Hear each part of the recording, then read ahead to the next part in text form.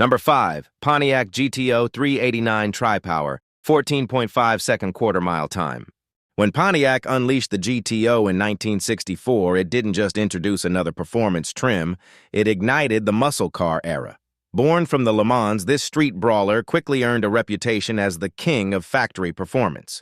For 2 straight years, if you wanted the quickest thing you could buy straight from the showroom floor, the GTO was the car to beat. By 1966, things changed in a big way. The GTO was no longer just a performance package tacked onto the Le Mans. It officially became its own standalone model. That move alone showed how powerful the name had become. Even so, it still rode on Pontiac's A-body platform and shared its basic structure with the Le Mans.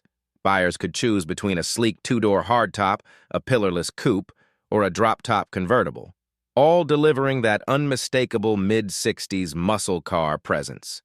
Styling updates for 1966 gave the GTO a smoother, more sculpted look. The body lines became more curvaceous, especially around the rear, giving the car a wider, more planted stance. Up front, Pontiac introduced a bold, new plastic grille, an industry first at the time, helping the GTO stand out even more in traffic.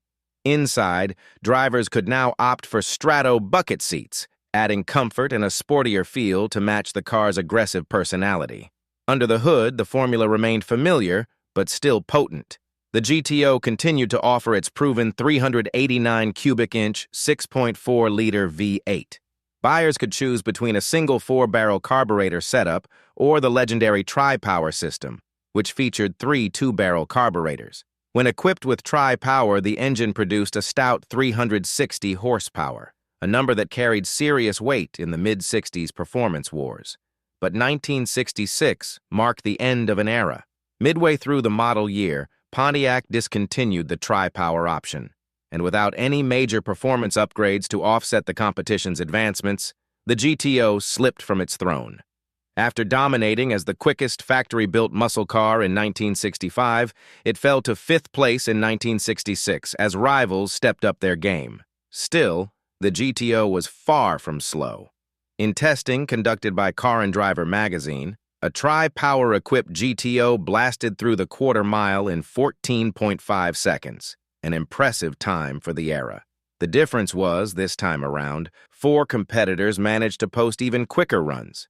Even so, the 1966 GTO remained a defining symbol of American muscle, a car that helped start a revolution and proved that performance could be both stylish and accessible.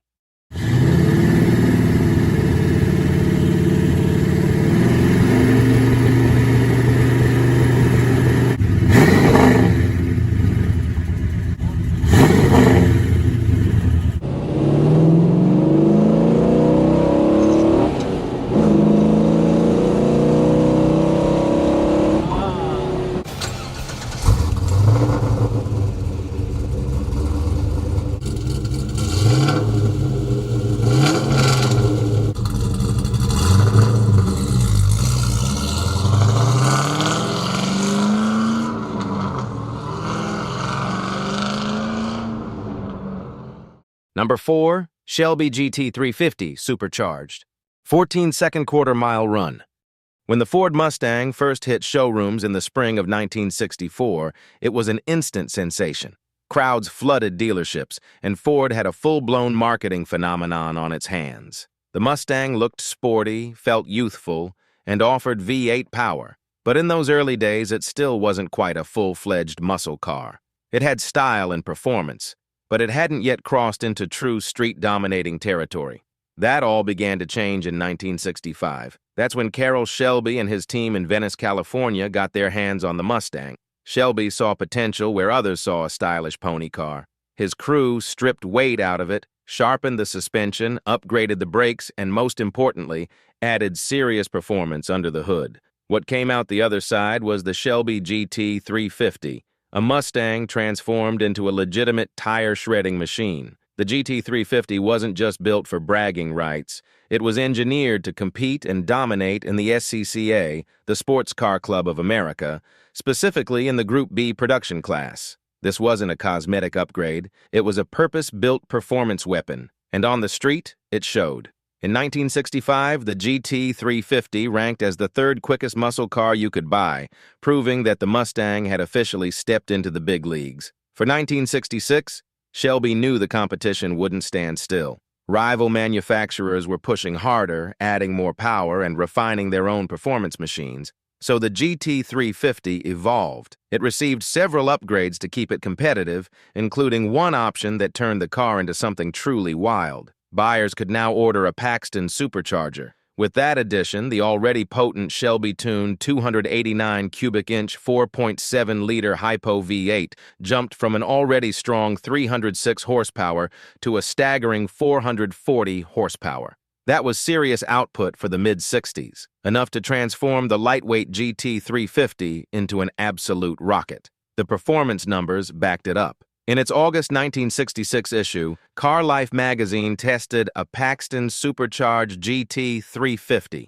The result? A blistering 14-second quarter mile at 92 miles per hour, or about 148 kilometers per hour. For the time, that was seriously quick, and more than enough to put competitors on notice. By 1966, the Shelby GT350 had done what the original Mustang couldn't quite achieve on its own. It bridged the gap between pony car and true muscle machine, and in the process, cemented Shelby's name as one of the most important figures in American performance history.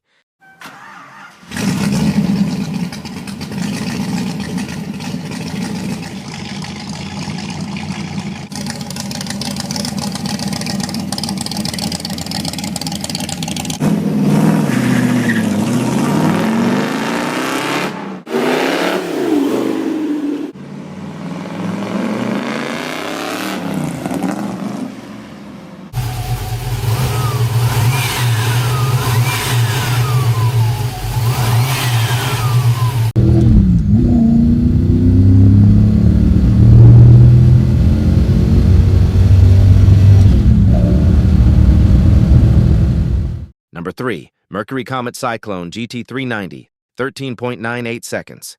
While Ford Motor Company was heavily invested in motorsports during the mid-60s, it didn't take long for the Blue Oval to turn its attention to the exploding high-performance intermediate market. General Motors had already made serious noise in that segment, but by 1966, Ford was ready to answer back in a big way. That year, 427 powered Ford Fairlanes were tearing up both the street and the drag strip, earning a reputation as serious contenders. But interestingly enough, when it came to pure bone-stock quarter-mile performance, it wasn't the Fairlane wearing the crown. That honor actually went to its Mercury-badged sibling, the Comet. Just like the Fairlane had done a few years earlier, the Comet underwent a major transformation for 1966. Originally introduced as a compact, the Comet grew up into a full-fledged intermediate. The redesign gave it a more substantial presence, making it a proper platform for big power and serious performance. Mercury offered the Comet in nearly every body style you could imagine, short of a pickup truck. Buyers could choose from a wide range of trims, equipment packages, and engine options, making it as mild or as wild as they wanted. But at the very top of the lineup sat something special. It was called the Cyclone GT. This all-new trim level represented the best Mercury had to offer in the Comet range. Available as either a two-door hardtop or a sedan, the Cyclone GT bundled the model line's top options together with its most powerful engine. It wasn't just an appearance package, it was the performance flagship. Under the hood sat a 390 cubic inch, 6.4-liter FE Big Block V8. While this engine was optional in other Comet models, it came standard in the Cyclone GT. Equipped with a 4-barrel carburetor, it produced a healthy 335 horsepower, serious output for a mid-60s intermediate, and the performance numbers proved it wasn't just talk. In testing conducted by Car and Driver magazine, the Comet Cyclone GT stormed through the quarter mile in 13.98 seconds at 103.8 miles per hour. That's about 167 kilometers per hour. For a factory stock car, those were eye-opening numbers in 1966. The result? Mercury quietly delivered one of the quickest intermediates of the year, a car that could line up at the strip straight from the dealership and embarrass the competition. It may not get the same spotlight as some of its rivals today, But the 1966 Comet Cyclone GT proved that when it came to raw, out-of-the-box speed, Mercury was more than ready to play in the muscle car big leagues.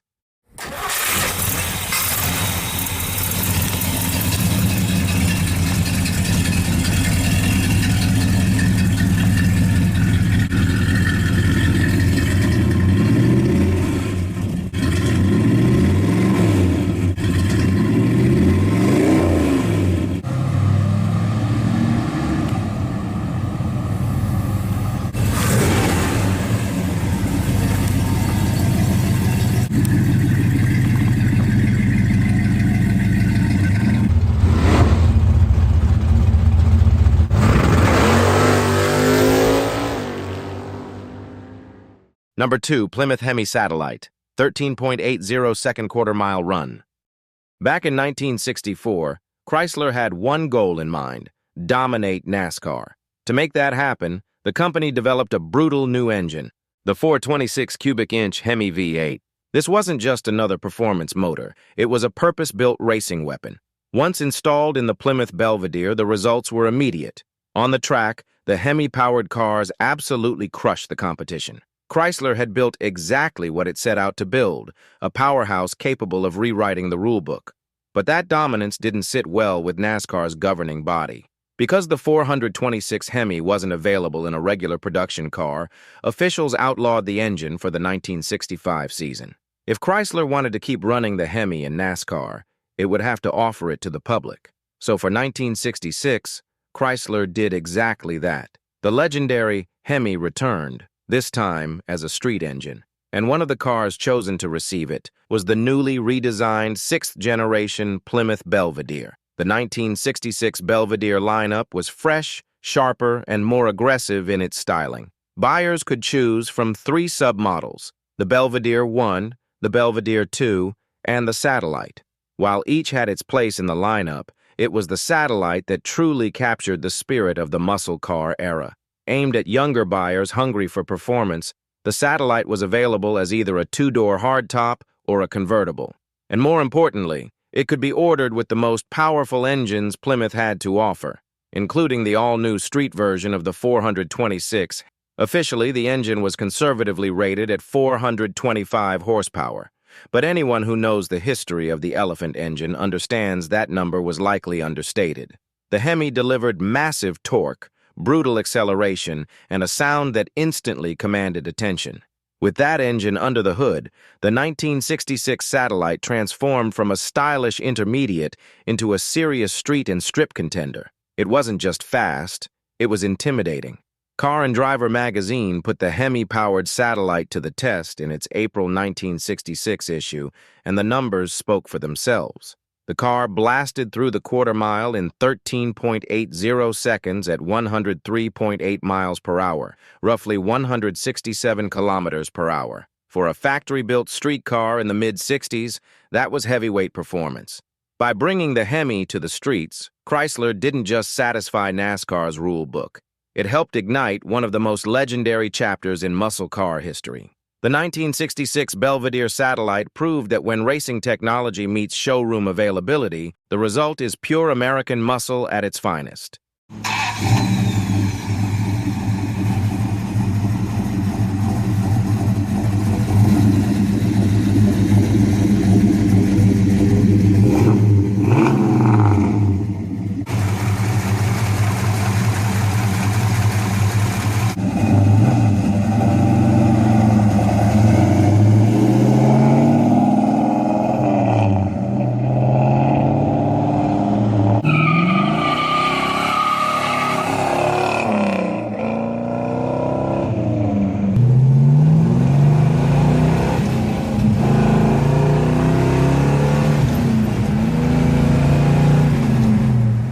Number 1, Oldsmobile 442W30, quarter mile time, 13.8 seconds. Not long after Pontiac shook the industry with the GTO, Oldsmobile followed the same formula. Midway through the 1964 model year, Olds introduced its own high-performance A-body intermediate, and just like Pontiac, it based the formula on an existing model. That car was the Cutlass, and the performance version, the 442. The original 1964 442 came equipped with a strengthened 330 cubic inch, 5.4-liter V8, topped with a 4-barrel carburetor and rated at 310 horsepower. It was a solid performer, but let's be honest, it wasn't enough to dethrone the mighty GTO. Oldsmobile knew it had to step things up, so for 1965, the 442 received a serious upgrade. Under the hood came an all-new 400 cubic inch, 6.6-liter tall-deck V8 producing 345 horsepower. That bump in displacement and output made a real difference. With the new engine, the 442 climbed the ranks and became the fourth quickest factory-built muscle car of 1965. But Oldsmobile wasn't finished yet. For 1966, the engineers went back to work and refined the 400 even further. The result was the birth of the 442 Rocket V8. In standard form, it produced 350 horsepower thanks to a single 4-barrel carburetor. That alone made it a serious street machine. Buyers looking for more could step up to an optional version of the 400 equipped with 3 2-barrel Rochester 2GC carburetors. That setup pushed output to 360 horsepower, giving the 442 even more bite off the line. And then there was the W30 package. For those who wanted the ultimate factory Oldsmobile performance, the W30 option added a long list of serious upgrades. It included revised cylinder heads, a hotter camshaft, and a specially designed induction system for the Tri-Carb 400. On paper, the W30 engine was still rated at 360 horsepower, the same as the regular Tri-Carb version. But in reality, it was widely understood to be making significantly more. CarCraft magazine got the opportunity to test a 1966 442 equipped with the W30 package, and the results were eye-opening. The car ripped through the quarter mile in 13.80 seconds at 105.2 miles per hour, roughly 169.3 kilometers per hour. That performance was enough to shake up the muscle car hierarchy. After spending 2 consecutive years chasing the more popular Pontiac GTO, the Oldsmobile 442 finally claimed the crown. In 1966, it officially became the quickest factory-built muscle car in the quarter mile. It was proof that Oldsmobile wasn't just along for the ride in the muscle car wars, it was ready to lead them.